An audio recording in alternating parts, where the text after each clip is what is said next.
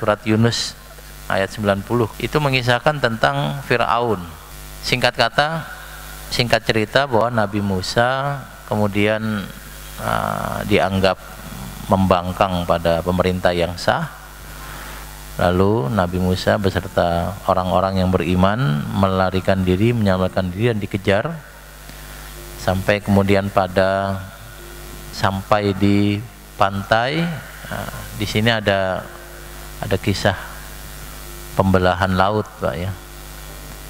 Kalau versi yang populer di kita itu laut benar dibelah, jadi dipukul pakai tongkat, terbelah. Tapi kemudian ada juga versi tafsir yang rasionalistik, yang berdasarkan logika. Mereka bilang bukan laut dibelah, tetapi Musa membuat perahu. Karena kan dalam Al-Quran, pukullah laut dengan tongkatmu. Tapi ayatnya satu, tafsirannya beda. Saya ingin sampaikan begini, penafsiran berbeda itu biasa aja, Pak.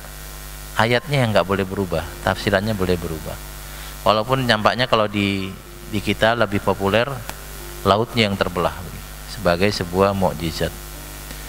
Nah, lalu Nabi Musa berhasil menyeberangi Fir'aun dengan tentaranya, kemudian mengikuti sampai di tengah-tengah, lautnya kembali nutup dan tenggelam. Nah, ini ayat yang tadi dibaca oleh Ustadz Khairun Nizam.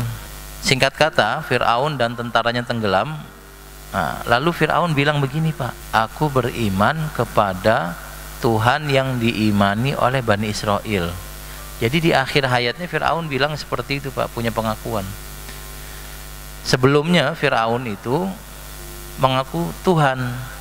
Sekarang kamu mau menyatakan keberimanan, padahal sebelumnya kamu sudah banyak melakukan kerusakan.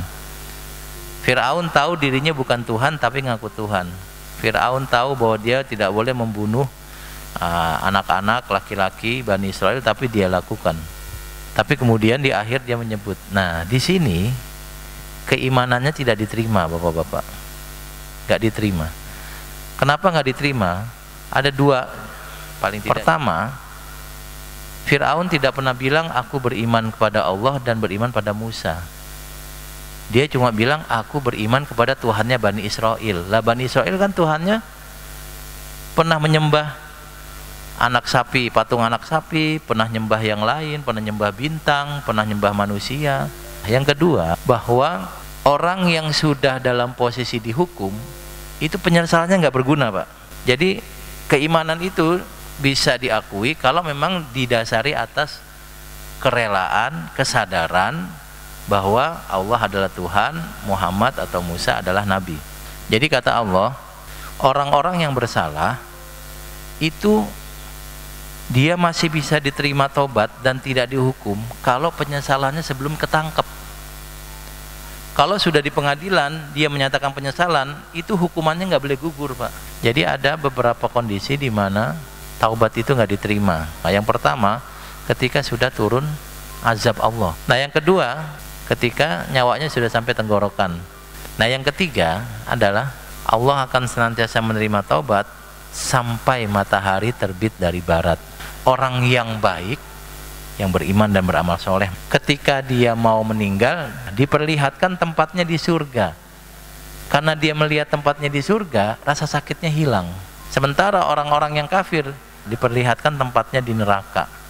Sudah sakit tambah sakit. Nah, tiga fase tadi, tiga kondisi itu taubat akan ditolak.